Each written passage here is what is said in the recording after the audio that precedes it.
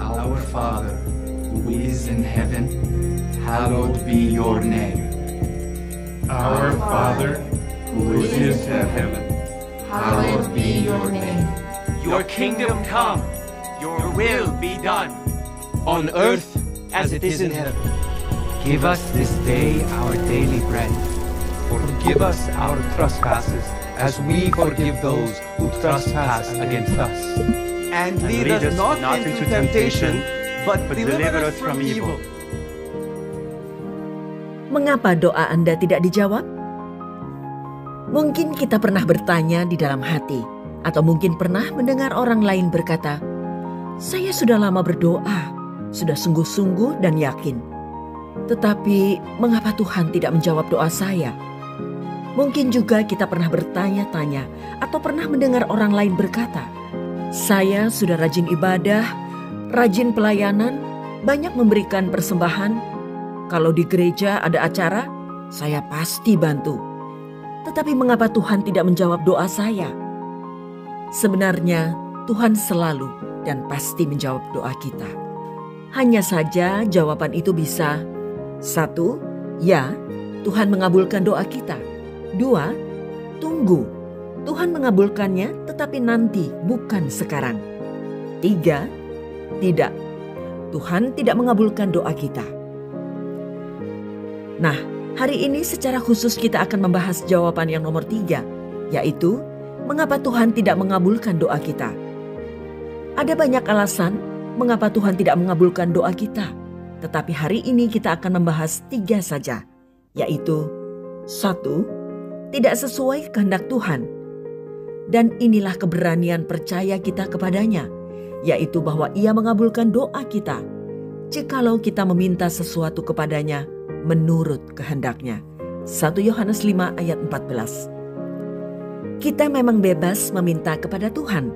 Tuhan bahkan berkata, "Mintalah, maka akan diberikan kepadamu. Carilah, maka kamu akan mendapat. Ketuklah, maka pintu akan dibukakan bagimu." Matius 7 ayat 7. Tetapi itu tidak berarti semua doa kita akan dikabulkan. Doa yang dikabulkan adalah yang sesuai dengan kehendak Tuhan. Yakobus 4 ayat 3 memperjelasnya bagi kita. Atau kamu berdoa juga, tetapi kamu tidak menerima apa-apa, karena kamu salah berdoa. Sebab yang kamu minta itu hendak kamu habiskan untuk memuaskan hawa nafsumu.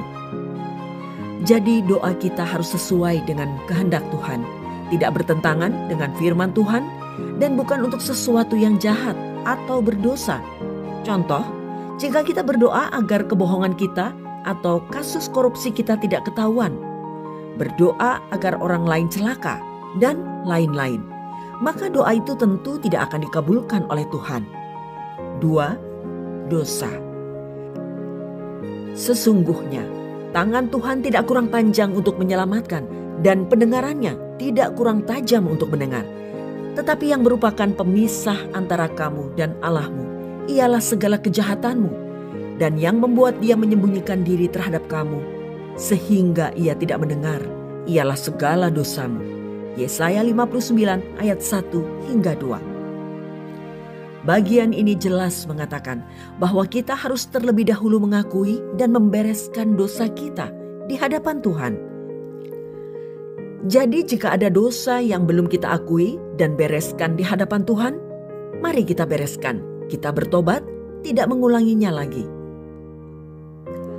Meskipun orang lain tidak tahu, meskipun kita nampak baik di mata sesama, tetapi Tuhan adalah Tuhan yang melihat hati. 1 Samuel 16 ayat 7, Ia Maha Tahu. Mengakui dan membereskan dosa ini penting, bukan saja supaya doa kita dikabulkan Tuhan, tetapi juga supaya hubungan pribadi kita dengan Tuhan bisa pulih dan kembali dekat. 3. Tuhan punya rencana yang lebih baik. Sebab aku ini mengetahui rancangan-rancangan apa yang ada padaku mengenai kamu. Demikianlah firman Tuhan, yaitu rancangan damai sejahtera dan bukan rancangan kecelakaan, untuk memberikan kepadamu hari depan yang penuh harapan. Yeremia 29 ayat 11. Rasul Paulus 3 kali berseru meminta Tuhan untuk menyingkirkan duri di dalam dagingnya. Tetapi Tuhan menjawab, "Cukuplah, kasih karuniaku bagimu, sebab justru dalam kelemahanlah kuasaku menjadi sempurna." 2 Korintus 12 ayat 7 hingga 9. Yang Rasul Paulus minta adalah sesuatu yang baik, tetapi tetap keputusan terakhir ada di tangan Tuhan. Apakah permintaan itu akan dikabulkan atau tidak? Dan ketika Tuhan berkata tidak, Rasul Paulus menerima dan belajar lebih lagi untuk bersandar kepada Tuhan. Mungkin kita berdoa agar disembuhkan dari sakit, berdoa agar keluarga harmonis, berdoa agar pekerjaan lancar, tetapi jawaban Tuhan tidak sesuai dengan harapan kita.